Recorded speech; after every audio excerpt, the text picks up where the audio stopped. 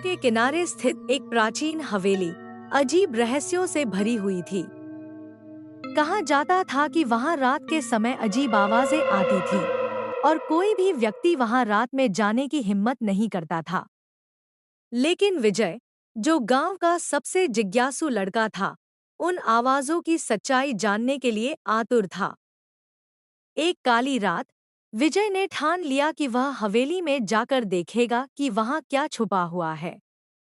उसने अपने दोस्तों से कहा, पर कोई भी साथ जाने को तैयार नहीं हुआ। विजय ने अकेले ही जाने का निश्चय किया। उसकी मां ने उसे चेतावनी दी, विजय, रात में हवेली में मत जाना।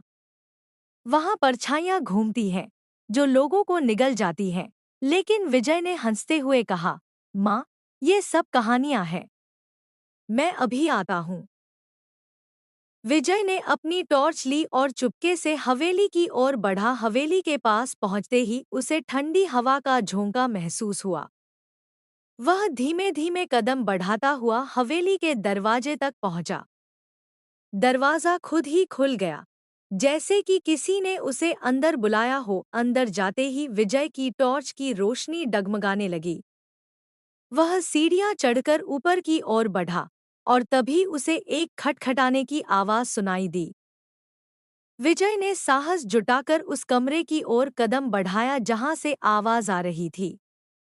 दरवाजा हल्के से खोला और सामने की दीवार पर एक अजीब परछाई दिखी। विजय का दिल तेजी से धड़कने लगा। उसने टॉर्च की रोशनी उस परछाई पर डाली और तभी परछाई ने हरकत करना शुरू कर दी। विजय ने पीछे मुड़कर भागने की कोशिश की, लेकिन दरवाजा बंद हो चुका था। विजय अब कमरे में फंसा हुआ था। उसकी टॉर्च भी बंद हो गई थी। तभी एक धीमी और डरावनी आवाज सुनाई दी, कौन हो तुम? यहाँ क्यों आए हो? विजय कांपते हुए बोला, मैं विजय हूँ। मैं सिर्फ ये देखना चाहता था कि यहाँ क्या हो रहा है। अचानक कमरे की दीवारें हिलने लगी और एक गुप्त दरवाजा खुल गया।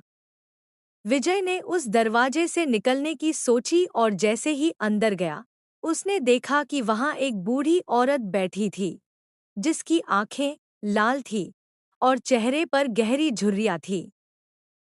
वह औरत बोली, विजय, तुमने मेरी नींद को तोड़ा है। अब तुम्हें इसका परिणाम भुगतना होगा।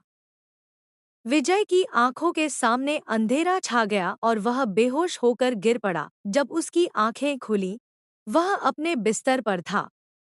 उसकी मां ने उसे जगाया और कहा, विजय, तुमने बहुत बुरा सपना देखा था। विजय ने अपनी मां को गले लगाया, लेकिन उसे अभी भी वह परछाई याद आ रही थी।